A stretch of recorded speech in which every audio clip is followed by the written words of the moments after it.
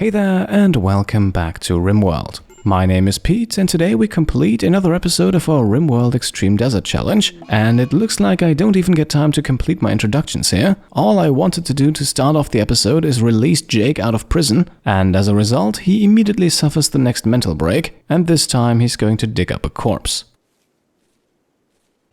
Now, all things considered, that is a rather harmless prank. Edmo can quickly burn the corpse before anyone else wakes up, and Jake will now simply wander around dazed and confused, but he won't cause any more trouble.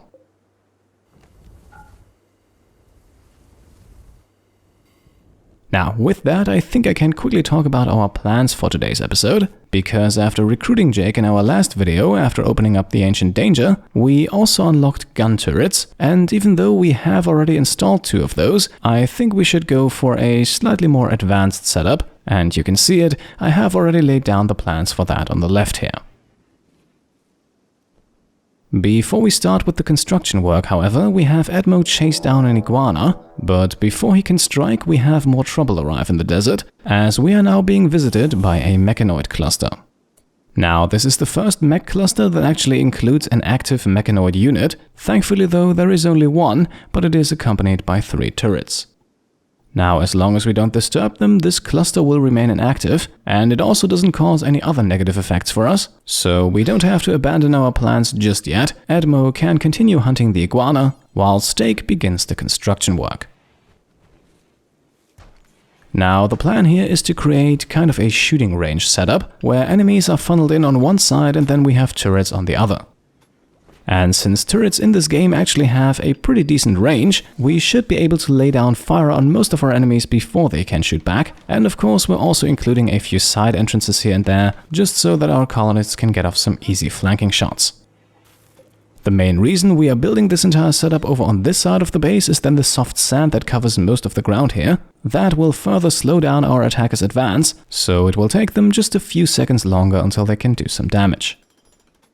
One small downside that we're facing here is that because of the soft sand we cannot use stone walls for the entire setup. A good chunk of the wall on the right here has to be made out of wood, but then again there is nothing of value directly behind it, and we should always be able to easily retreat behind something more sturdy. And that is pretty much how our first day here comes to an end. In the evening, Jake finally gets over his mental break and goes back to sleep in what was formerly his prison. Don't worry though, we will construct him a separate bedroom soon. Around midnight then, we have good dog-related news, as Labrador Retriever Noosa is pregnant. So even more hauling power is potentially on the way, so it's a good thing we finally picked up a qualified full-time animal handler in Jake, because for the foreseeable future, Troy will have his hands full with research. Now, on the next morning, we can see our defenses coming along nicely. As you can see, Edmo is helping out as well, and the entire setup is then also really not that complicated, so we should hopefully be done here before sundown. By the way, we are installing a few sandbags here at the entrance. Those will be used to make sure that enemies actually enter, otherwise they would probably use the corner here for cover, but with the sandbags in place they cannot do that because pawns cannot stand on them. At this point, I should probably also mention that I know that there are those among you who are very much against these types of kill boxes, but in this regard I completely agree with what Francis John said in his video on kill boxes and defenses. I believe that there are certain difficulty settings in this game where there is simply no way around them unless you're using mods, and that is something I would like to keep to an absolute minimum. So, at least in my opinion, kill boxes are an integral part of vanilla Rimworld. I will try not to use any of the more extreme exploits though, as the enemy AI in this game can be horribly abused, but at that point the challenge gets kind of lost. Now, moving on, we have more good news in terms of research. Troy has unlocked the secrets of drug production, which in itself does not really give us a whole lot of options to work with, but it allows us to now start working on the rather inexpensive psychite refining, which then unlocks 2 of the most profitable drugs in the game. So that is what we now start working on while our defenses keep getting built. Unfortunately though, we are not quite able to finish them this evening, but that should definitely change on the next day, because our latest addition to the colony, Jake, has finally healed from all of his injuries, and with a minor passion in the construction skill, we will actually have him do some construction work. Even though his skill level is pretty low at the moment, he should move up the first few ranks pretty quickly.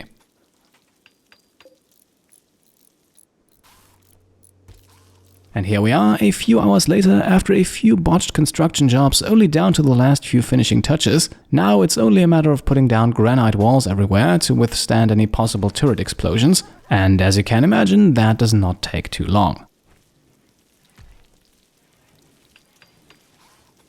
So this is our setup for the moment. Enemies will be funneled in at the bottom and they will have to move out of there because of the sandbags, and at that point we then have turrets blasting at them from above.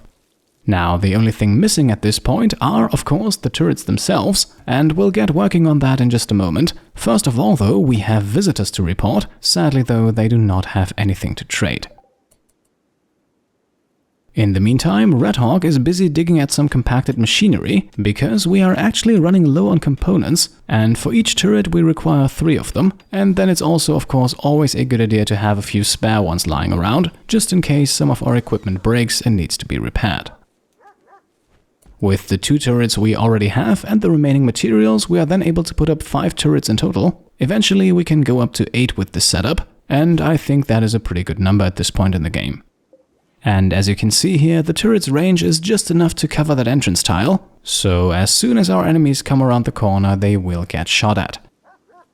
We, of course, also have a switch inside of the base to manually turn the turrets on and off. Eventually, we will likely put down an emergency battery here as well, but for the time being, I think this is good enough. And so, another day slowly comes to an end, but before we send everyone off to bed, it's time to start our first drug farm. As you can see, we have so much food lying around that I think we can spare a few hydroponics basins, so right next to our heal root we will now be growing psychoid plants.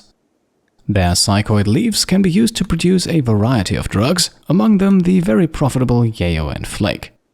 We can even put up a 3rd hydroponics basin here to increase our growing space a bit, so in a few days we will then hopefully be making our first product.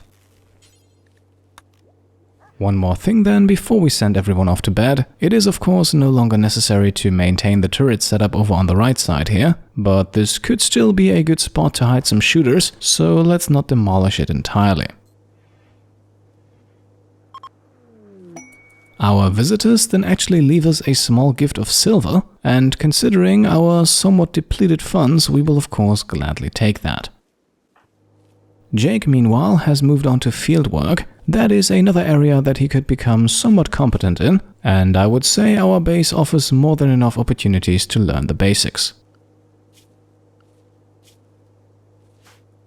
On the next morning then, it is time to fight. Yes, the mechanoid cluster is of course still around, and I think I have come up with a plan that should minimize the risks. With Jake wearing his old marine armor and Troy sporting some grenades, we will now march out, and we will put everyone into position next to these still dormant mechs. Now the plan here is to have Admo melee the small turret into bits and pieces as quickly as possible. With his marine armor, Jake will then hopefully absorb most of the damage from the Lancer, and that one is also going to be our primary target, while Troy will use his grenades to take care of the second turret. The big turret on the left side, meanwhile, cannot shoot at any of our colonists, and simultaneously we're also using it as cover. Now, of course, this plan is not entirely risk-free, and as you can see here, we will suffer some injuries. All of these turrets, however, are not super strong, so we are likely going to pick up several smaller injuries, but hopefully nothing life-threatening. As soon as the turret on the right side is destroyed, by the way, we have to make absolutely sure that Troy stops chugging grenades, otherwise he might do more harm than good. As a matter of fact, we can actually tell everyone to stop firing at this point. The only one who gets to keep attacking is Admo, so that we have full control over how and when this turret here explodes.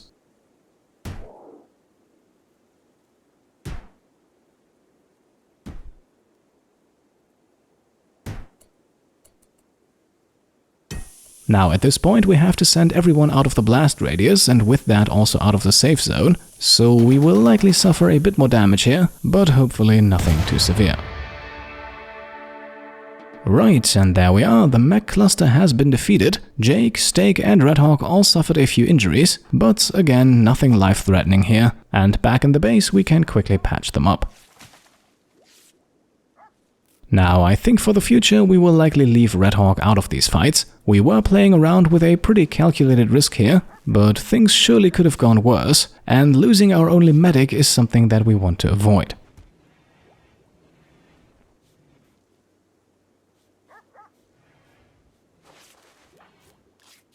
Now, with everyone patched up for the time being, we can watch Edmo do some cleaning and then some butchering. And before we let another night pass by, Troy has unlocked the next research project, as we are now able to make both flake and yayo. Now, I'm not quite sure if we'll actually get to that in this episode. Again, the psychoid plants take a bit of time to fully mature, but I am pretty sure that in the next episode we should be able to bring in our first harvest. Now, the night passes by without any major interruptions. Edmo is making some more kibble here, and then repairs our tailoring bench, which has apparently broken down. So this goes to show that it's always a good idea to have at least a few components at hand, and luckily there is a bit more compacted machinery around the map as well, so we won't have to worry about a steady supply just yet. Moving on, we will now upgrade our trap defenses, because I think that with turrets on the left and traps on the right, we no longer need a separate entrance full of traps up north. So those will now be put up down here. However, simply because of the material cost associated with using traps, I would prefer to use the turrets for defense, so this is going to be more of a second option, I think. By the way, we are also taking a quick break from researching here, and Troy can make himself useful by crafting a large marble sculpture. This will of course take a while, but the finished product will have a pretty substantial beauty rating, and who knows, maybe it will even once again display Edmo in some shameful way. For all we know, Troy's creativity has few limits. And so the day continues to pass by relatively uneventful. Around noon, Jake is already fully healed again. Steak actually already got over his injuries a few hours earlier. And speaking of Steak, he even receives an inspiration now, however one for completing surgeries, which is something that I do not necessarily have on my to-do list, but then again this is Rimworld, so you never know. Jake, meanwhile, can make himself useful on the hay grass field. At this point, I'm actually not quite sure if we do in fact need this anymore, but then again, it's good planting experience for him, and from experience I can say that food and medicine are two things in this game that you can simply never have enough of. Now, before the sun sets on the desert, we are actually also beginning our next building project here, because, well, Jake still needs a proper bedroom, and with this setup we can actually also move our common/throne room, which will then free up some space to finally build ourselves a proper hospital. And while Steak is building, Troy has finished his sculpture. It is only of normal quality, but that is good enough for a beauty rating of 135, but for a change, Edmo is not mentioned at all this time. Now, with the sculpture completed, it is time to continue researching, and since we are actually going to build ourselves a proper hospital soon, I think sterile tiles make sense, so let's unlock sterile materials here. That shouldn't take too long. Eventually then, night sets across the desert and we can skip ahead to the next morning, where we can see Jake already busy at work. Also in the early morning hours, we receive another quest, and this one doesn't look to be that difficult. If we accept, a weather controller machine will be placed nearby somewhere on the world map, and it will force the weather to turn into a rainy thunderstorm. That effect will last until we destroy the machine, which is only made a little bit more difficult by 3 guinea pigs guarding the site, a threat that I would classify as very much manageable. But we still have a bit of time to make our decision here and a building project to complete first, so let's take things one after the other. In the afternoon, the walls are then finished and we're only waiting for wood for the doors here. Unfortunately though, we have been using quite a bit of that lately. So at the moment there is a small shortage, but nothing that will last. At this point we also receive good news from Redhawk. She has finally fully healed as well and can now craft ourselves a duster. Yes, with a crafting skill of only 3 we are still letting her do this job, and that is because of her creativity inspiration, which will cause any item she makes to be 2 quality levels higher than usual. Now, normally these inspirations should be used on weapons, but we sadly don't have any of the better weapons unlocked yet, so I figured a duster might be the next best thing. And it doesn't take long until the job is completed, and using the inspiration here did in fact pay off. The duster is of good quality, and again, for a crafting skill of only 3, I think that is respectable. Now, at this point, it is also time for Troy to move into his new bedroom. The large sculpture he just made will go into that one as well. Hopefully that is enough to offset the fact that he currently doesn't have a floor. As the night then passes by, we have another heatwave strike the desert, and unfortunately we also cannot use the quest we just received to get rid of that. That one would just add a thunderstorm on top of the heatwave, which, depending on how long the heatwave actually lasts, is pretty much unavoidable anyway, as the quest expires in less than a day and I'm planning to take it. Now, what was formerly Troy's room will now become a large corridor connecting all 4 bedrooms, but it will actually become much more than that, because we will eventually move our throne common dining room into this space here as well. Before we do that though, let's put down some more marble tiles. I think a throne room actually needs to be completely floored, otherwise Steak might get angry. While all of that is going on, we then receive yet another quest, and this one could become a little bit more interesting. We are being asked here to house an acolyte of the Imperium for 21 days, and not only is she sick with the more or less uncurable blood rot, no, she also has 2 mechanoid clusters on her heels, and to top it all off, we need to keep her mood above 30%, which all in all seems like a pretty tough challenge to me. Now, we have 5 days to decide here, and we will not keep playing for that long. So let me know in the comments down below what you think about this quest. The rewards do look intriguing to say the least, but I'm unsure whether or not this might just be a little bit too risky. In any case, our new multi-purpose common room is now almost ready. Without the wood floor, it sadly doesn't have quite the same feeling to it, but again, wood is in short supply at the moment, so we have to be a bit practical about this. At this point, with only 2 hours remaining on the quest timer, we also have to take on the paid weather controller quest now. And for the reward, we are going with the hyperweave here. That is a fantastic material that we will never be able to produce ourselves, which makes it a great quest reward in my opinion. The quest site then appears on the world map shortly after, and we can see here it is not too far away. However, we will not be launching an expedition just yet. After all, a thunderstorm is not the most threatening event, and we also still have a few things left to do around the base. As you can see here, the hyperweave is delivered immediately, so let's store that away before it gets hit by lightning, because until we destroy that weather controller machine, this right here is what the weather will now be like for the foreseeable future.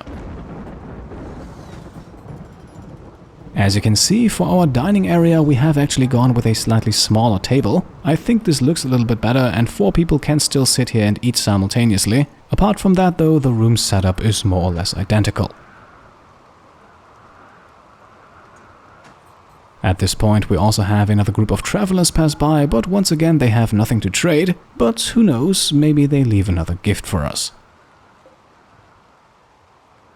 Now, as you can see, we have our previous common room completely emptied out at the moment, and as I said earlier, that one is going to become our new hospital. To get us started, we'll only put down a shelf and a single bed, that way we can store some medicine here and treat 1 patient. Space for more will be made available as soon as we have more wood. And with that, another night sets across the desert, and I think this is a good time to slowly wrap the episode up. In terms of base construction and expansion, I think we have made great progress today, but of course there is always room to improve, so let me know what you think we should build next, and also if you have any ideas on how to optimize our current base layout. In the next episode we will then likely begin by taking out the weather controller, and hopefully the heatwave doesn't stick around for too long either, so that we can continue to expand and improve quickly.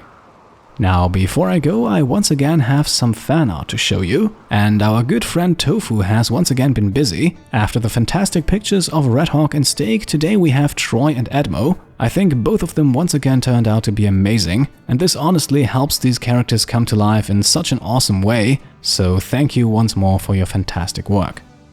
And with that, let's make the cut for today. As always, I hope you enjoyed the episode, and if you did, then I would of course be very happy if you could leave a thumbs up. If you like what I'm doing and want to support me and my channel further, then go ahead and subscribe if you haven't done so already, grab some merch over on shop.petecomplete.com, or check out and maybe even pledge to the Pete Complete Patreon. Thank you all for watching, and I'll see you next time. Cheers.